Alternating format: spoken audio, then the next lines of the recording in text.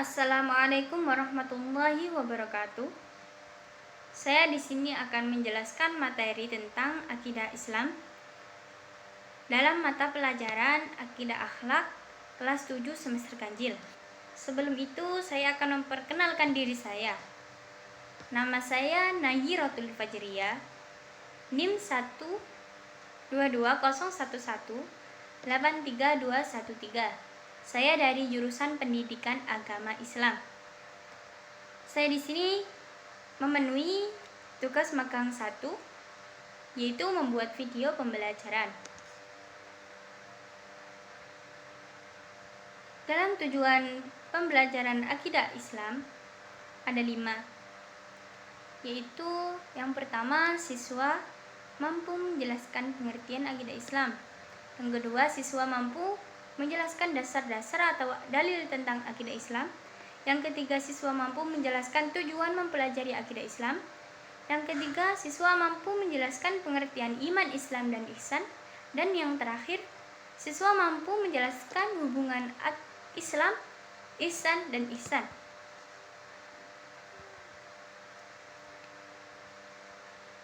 Oke, langsung saja kita ke pengertian akidah Islam. Secara bahasa, akidah berasal dari kata aqada yaqidu aqidatan, yang berarti ikatan atau perjanjian. Menurut istilah, akidah adalah suatu pokok atau dasar keyakinan yang harus dipegang oleh orang yang mempercayainya.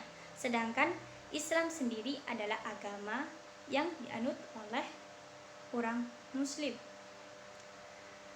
Jadi di sini dapat disimpulkan bahwa akidah Islam atau al-aqidah al-islamiyah adalah pokok-pokok kepercayaan yang harus diyakini kebenarannya oleh setiap orang yang beragama Islam, yang bisa disebut dengan Muslim. Kepercayaan yang pertama yang harus diyakini adalah meyakini bahwa Allah Subhanahu wa Ta'ala adalah sebagai Tuhan, sebagai orang yang menciptakan alam semesta ini, sebagai orang yang mengatur dan memerintahkan seluruh manusia dan seluruh alam semesta ini. Kemudian yang kedua adalah dasar-dasar akidah Islam. Dasar-dasar akidah Islam itu sendiri ada 2, yaitu yang pertama, Al-Quran. Di dalam Al-Quran banyak terdapat ayat-ayat yang berisi tentang akidah Islam. Di antaranya adalah Quran surat Al-Ikhlas ayat 1-4. Bismillahirrahmanirrahim. Qul huwallahu ahad, Allahus samad, lam yalid wa lam yulad wa lam yakul lahu kufuwan ahad. Yang artinya, katakanlah, dialah Allah yang Maha Esa. Allah adalah Tuhan yang segala sesuatu bergantung kepadanya. Dia tiada beranak dan tidak pula diperanakan. Dan tidak ada suatu apapun yang setara dengan Dia. Dasar-dasar akidah yang kedua yaitu hadis. Dalam hadis riwayat Bukhari berbunyi dari Abu Hurairah radhiyallahu anhu berkata, bahwa Nabi SAW pada suatu hari bersama dengan para sahabat, lalu datang malaikat Jibril alaihi salam yang kemudian bertanya, apakah iman itu? Nabi SAW menjawab, iman adalah kamu beriman kepada Allah, malaikat-malaikatnya, kitab-kitabnya, pertemuan dengannya, rasul-rasulnya, dan kamu beriman kepada hari berbangkit. Hadis riwayat Bukhari. Jika dicermati hadis tersebut, maka kita akan temui bahwa isinya tidak ada yang menyalahi isi dari Al-Quran. Dalam hal ini berkaitan dengan akidah yang secara umum disebut dengan keimanan. Hal ini semakin memperkuat keyakinan kita bahwa hadis adalah sumber hukum kedua setelah Al-Quran yang harus dipedomi oleh umat Islam, baik dari dalam akidah ataupun yang lainnya. Keduanya tidak bisa dipisahkan satu dengan yang lain, karena Al-Quran itu adalah menyebutkan inti-intinya saja, sedangkan hadis itu pelengkap. Jadi antara Al-Quran dan hadis tidak bisa dipisahkan antara satu dengan yang lain. Jadi harus bareng ya, karena hadis itu adalah penjelas. Bisa dibilang hadis itu penjelas. Oke. Selanjutnya adalah tujuan mempelajari akidah Islam. Dalam tujuan mempelajari akidah Islam itu ada 5. Yaitu yang pertama adalah untuk memupuk dan mengembangkan dasar ketuhanan yang telah ada sejak manusia lahir. Dengan mengetahui dasar ketuhanan manusia yang telah memberikan kesaksian sejak lahir bahwa Allah Subhanahu wa Ta'ala sebagai Tuhannya, maka perlunya kita meningkatkan keimanan melalui amal kebaikan agar senantiasa mendapatkan ridho Allah Subhanahu wa Ta'ala serta diberikan keselamatan di dunia dan di akhirat. Tujuan yang kedua adalah untuk menghindarkan diri dari kemusyrikan. Untuk mencegah manusia dari kesyirikan, perlu adanya tuntutan yang jelas tentang kepercayaan terhadap Tuhan Yang Maha Esa.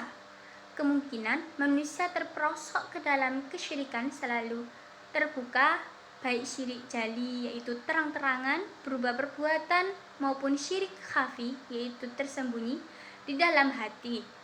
Dengan mempelajari akidah Islam, manusia akan memelihara atau terjaga dari perbuatan syirik. Yang ketiga yaitu untuk menghindarkan diri dari pengaruh akal pikiran yang menyesatkan. Manusia diberi kelebihan oleh Allah dari makhluk lainnya berupa akal pikiran. Pendapat-pendapat atau faham-faham yang semata-mata didasarkan pada akal manusia kadang-kadang menyesatkan manusia itu sendiri. Oleh karena itu, akal pikiran perlu dibimbing oleh akidah Islam agar manusia terhindar dari kehidupan yang menyesatkan. Tujuan yang keempat adalah memupuk dan mengembangkan dasar ketuhanan yang ada sejak lahir. Secara fitrah, manusia adalah makhluk yang berketuhanan. Sejak dilahirkan, manusia cenderung mengakui adanya Tuhan. Dengan menaluri ketuhanan, manusia berusaha untuk mencari Tuhannya. Kemampuan akal dan ilmu yang berbeda-beda memungkinkan manusia akan keliru mengenal Tuhan.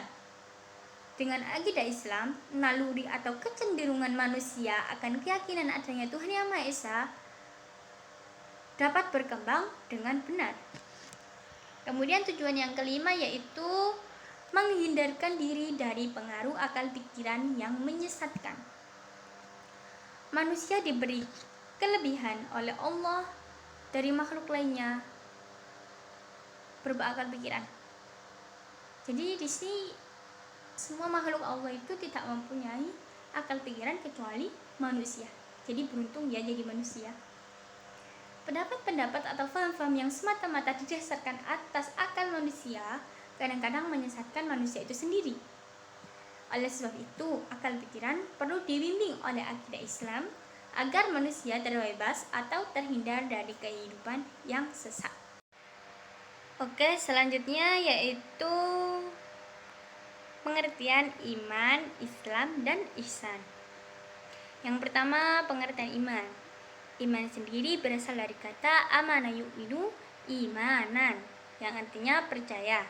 Iman adalah membenarkan dengan hati, mengucapkan dengan lisan, dan dilaksanakan dengan anggota badan atau perbuatan.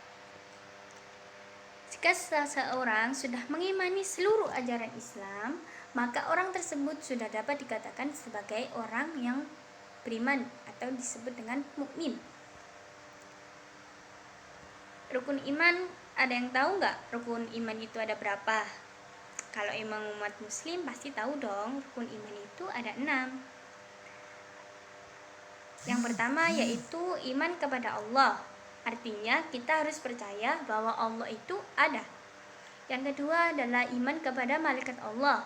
Artinya kita harus mempercayai adanya malaikat. Yang ketiga iman kepada kitab-kitab Allah. Artinya kita harus mempercayai adanya kitab-kitab Allah. Yang keempat adalah iman kepada Rasul-Rasulullah. Artinya kita harus mempercayai Rasul-Rasul Allah. Yang kelima, iman kepada hari akhir. Yang artinya kita harus mempercayai adanya hari kiamat.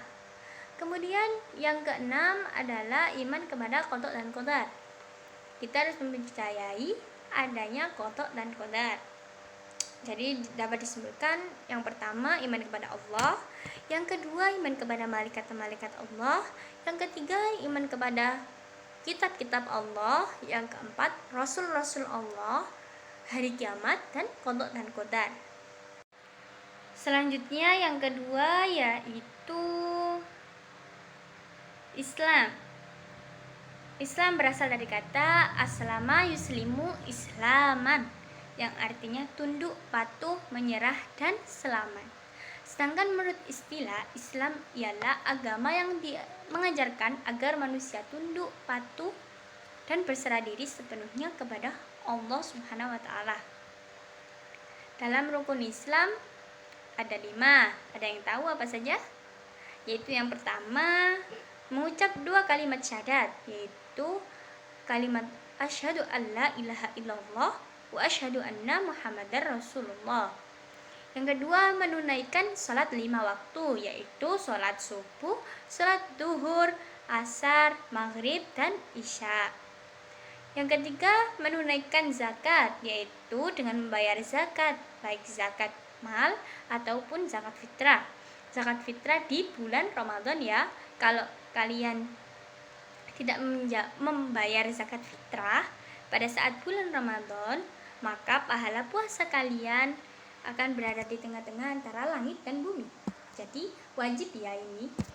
Kemudian yang keempat adalah puasa Ramadan. Wajib, tidak boleh ditinggalkan. Kemudian yang kelima adalah menunaikan haji bagi yang mampu. Kalau tidak mampu tidak apa-apa. Insya Allah kalau kita niat mampu, insya Allah mampu kok. Jadi dapat disimpulkan bahwa rukun Islam di sini ada 5, yaitu yang pertama syahadat, kedua sholat, ketiga zakat, keempat puasa, dan kelima haji. Kemudian ihsan. Ihsan berasal dari kata ahsana yuhsinu ihsanan, yang artinya berbuat baik, berbakti atau mengabdikan diri. Sedangkan menurut istilah, berbakti dan mengabdikan diri kepada Allah Subhanahu wa Ta'ala dengan dilandasi kesadaran dan keikhlasan. Berbakti kepada Allah yakni berbuat sesuatu yang bermanfaat bagi diri sendiri, sesama manusia, maupun makhluk hidup lainnya. Semua perbuatan itu dilakukan semata-mata karena Allah, seolah-olah orang yang melakukan perbuatan tersebut sedang berhadapan dengan Allah. Orang yang telah menerapkan hal ini atau melakukan ihsan disebut dengan muhsin. Dengan kata lain, dalam beribadah kita harus benar-benar ikhlas, khusyuk, dan tunduk kepada Allah. Ihsan sendiri ada 4 macam, yaitu ihsan kepada Allah, ihsan kepada diri sendiri, ihsan terhadap sesama manusia, dan ihsan terhadap makhluk lain, yaitu alam lingkungan. Kemudian yang terakhir adalah hubungan antara iman, Islam, dan ihsan. Hubungan iman, Islam, dan ihsan tidak bisa dipisahkan satu dengan yang lainnya. Artinya, jika seseorang mengaku berakidah Islam atau sebagai seorang muslim, maka harus ada 3 unsur pokok di dalam dirinya, yaitu iman, Islam, dan ihsan. Ketiganya mempunyai hubungan yang sangat erat. Dalam iman sendiri menekankan pada akidah dan keyakinan, yaitu amal batin. Ilmu yang membahasnya adalah ilmu tauhid, yaitu hal-hal yang diyakini oleh seorang mukallaf. Mukallaf sendiri adalah orang yang telah dewasa yang wajib menjalankan hukum-hukum agama yang terdiri dari ketuhanan, kenabian, dan hal-hal yang bersifat gaib atau samiyat.